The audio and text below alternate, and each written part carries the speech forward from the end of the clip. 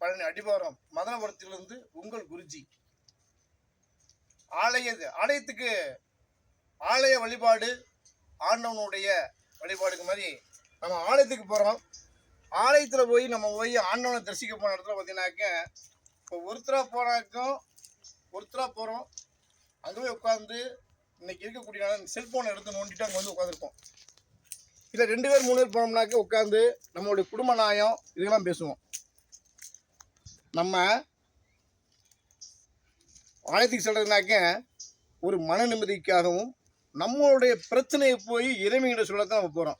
அங்கே போய் உட்காந்து நம்மளுடைய குடும்ப நியாயத்தை பேசி நம்ம வந்து பேசினாக்க அதை வந்து இறைவன் நம்ம இதை கேட்க மாட்டார். ஏன்னா எத்தனையோ பக்தர்கள் அங்கே வந்திருக்காங்க. யாருக்கும் இடையூறு நம்ம செய்யக்கூடாது. முதலாவது நம்ம அங்கே போனோமா அமைதி காக்கணும். இறைவனுடைய புகழ் பாட முடிஞ்சால் பாடணும், இல்லையா நம்ம உட்காந்து இறைவனை வணங்கணும். இப்போ சிவாலயத்துக்கு போகிறோம்னாக்க சிவனை நம்ம வழிபடக்கூடியது அங்கே போய் நம்மளுடைய உட்காந்து ஓம் நமச்சிவாயா சொல்லி அவரை வழிபட்டோம்னாக்க அவர் காது கொடுத்து கேட்பார். குழந்தைகளுடைய பிரச்சனை என்னன்னு காது கொடுத்து கேட்பார். நமக்கு தாயும் அவரே, தந்தையும் அவரே. ஏன்னாக்க நம்ம கருவில் இருக்கவே சொல்லுவாங்க, இந்த குழந்தைய தாய்மான சாமி தான் காப்பாற்றணும் அப்படின்னு. நம்ம வெளியே வந்ததுக்கு அப்புறம் நம்மளை காப்பாற்றக்கூடியதும் அந்த இறைவன் தான். நமக்கு உணவு கொடுப்பதும் நமக்கெல்லாம் என்னெல்லாம் வேணும் அப்படிங்கிறத இறைவன் தான் நமக்கு கொடுக்கணும். அதனால் யாரும் போய் ஆலயத்தில் போய் ஏதாவது உணவு முடிஞ்ச ஒரு சின்ன பணிவிடை செய்யுங்க, கூட்டுங்க. அந்த கோயிலில் இந்த ஏனமாக வச்சுருப்பாங்க விளக்காமல், அதை எடுத்து கேட்டு பூசாட்டை கேட்டு ஐயா அதை விலை கொடுக்குன்னு கேளுங்க.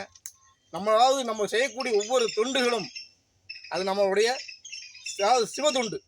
எல்லா ஆலயத்தையும் நம்ம செய்ய முடியாது, நமக்கு செய்யக்கூடியது. ஆனால் எல்லா ஆலயத்தையும் செய்யறதை விட சிவ ஆலயத்தில் செய்யக்கூடிய மாபெரும் சிறப்பு. அதனால் சிவாலயம் போனாக்கி யாரும் தயவு செஞ்சு அவங்களுடைய தேவையில்லாத வார்த்தைகள் வேண்டாம், தேவையில்லாத பேச்சுகள் வேண்டாம். இந்த தொலைபேசிகளை எடுத்து அங்கே எதுவுமே செய்யாதீங்க. உட்கார்ந்து சிவனை வணங்குங்க, உங்களுக்கு நன்மையே நடக்கும். உங்கள் குருஜி. கட் பண்ணி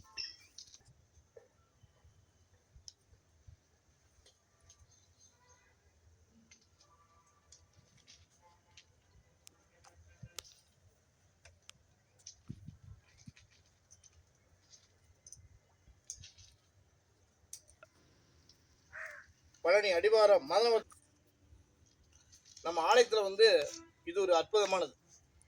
இது அத்திமரம். இந்த அத்திமரத்தை நம்ம சுற்றி இதற்கு தீபம் போடலாம். இதை வணங்குவதும் சிறப்பு. ஏன்னா இதுக்கு பயங்கர ஃபவரேஷன். அத்திப்பழம் நம்ம சொல்லுவாங்கனாக்கி இன்னைக்கு அத்திப்பழம் குழந்தைகளுக்கு கொடுங்க, அத்திப்பழம் பெரியவங்க சாப்பிடுங்க பிடிங்க அப்படிம்பாங்க. இந்த அத்திப்பழம் ஆண்மையை உண்டாக்கக்கூடியது. நம்மளுடைய வகுத்துக்குள்ள என்ன பிரச்சனை இருந்தாலும் அதை தீர்த்துரும். இப்போ சிலருக்கு மழை ஜலமெல்லாம் சரியாக போகாது. அவங்க இந்த அத்திப்பழம் சாப்பிட்டாக்கும் நல்ல மனம் போகும். அவங்க அதாவது பாலில் ஊற வச்சு இதை சாப்பிடலாம், இல்லை பழமாகவும் சாப்பிடலாம். பழமாக சாப்பிட்றதுக்கு எதுவுமே தேவை கிடையாது. இது இறைவன் அன்னைக்கு புறா, அதாவது நம்மளுடைய ஒவ்வொரு இறைவன்களையும் அத்தி மரம் செஞ்சுருக்காங்க. ஏன்னா இன்னைக்கு இப்போ உங்களுக்கு கேள்விப்பட்டிருப்பீங்க அத்தி வரதல் அப்படின்னு. ஏன்னா அதுக்கப்புறம் நமக்கு தெரியும் அத்தி மரத்தை பற்றி என்னென்ன சொல்கிறாங்க அப்படின்ட்டு.